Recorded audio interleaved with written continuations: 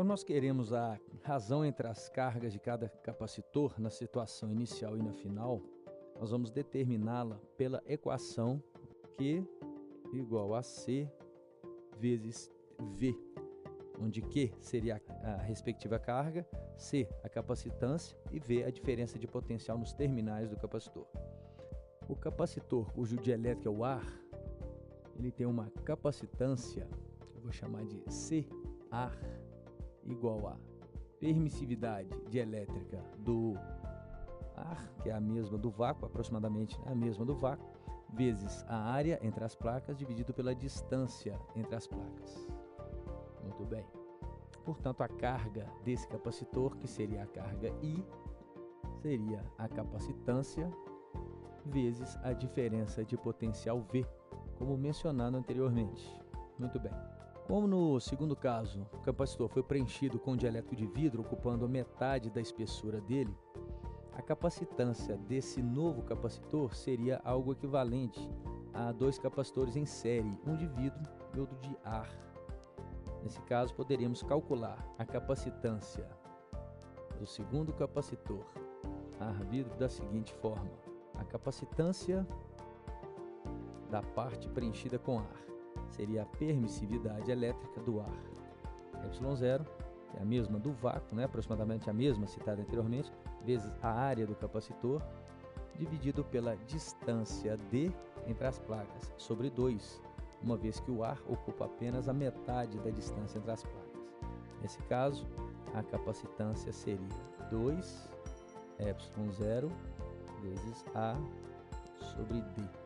Já a parte preenchida com vidro teria uma capacitância ε, que é a permissividade, nesse caso do vidro, vezes A dividido por D sobre 2.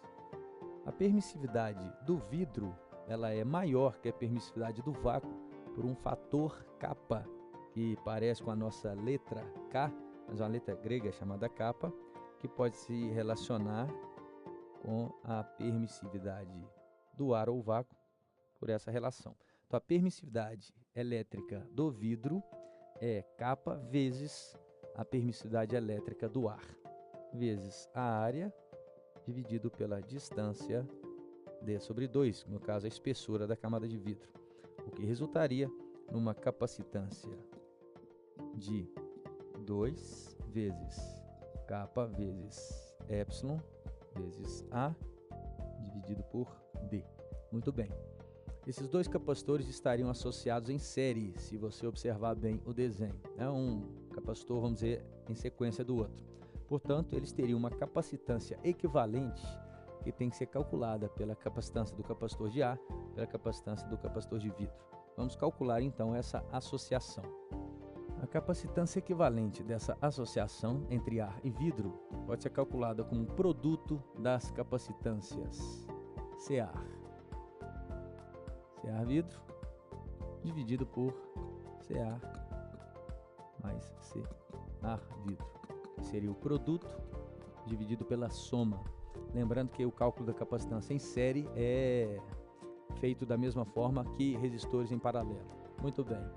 Substituindo os valores na equação pelos encontrados anteriormente, temos que a capacitância do capacitor AR seria 2 ε0 vezes A sobre D vezes a capacitância do capacitor preenchido com vidro.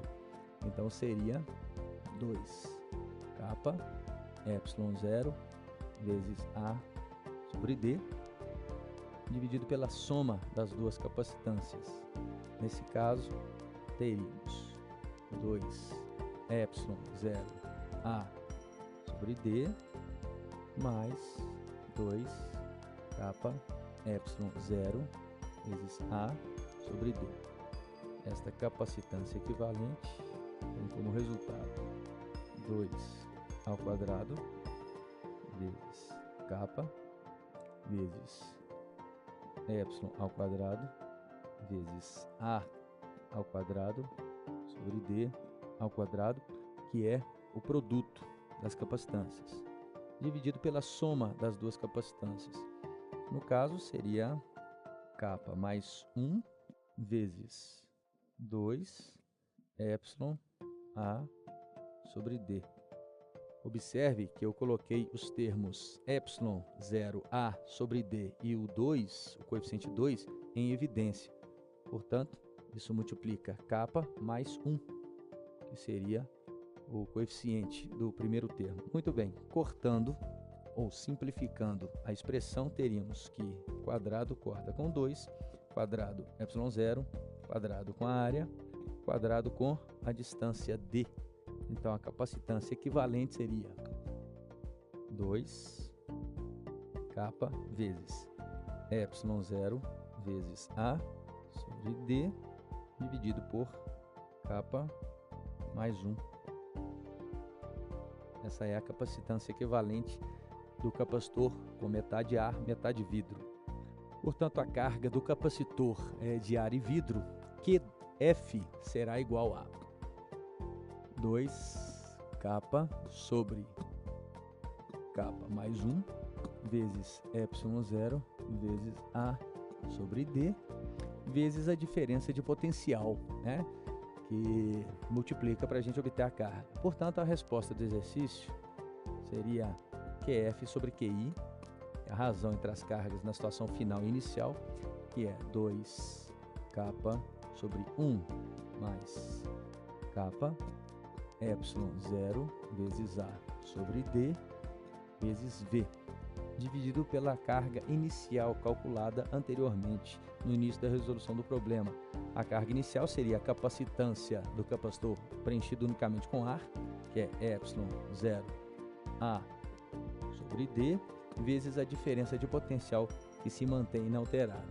Simplificando todos os termos, temos que a resposta da questão seria 2 kappa sobre 1 mais kappa.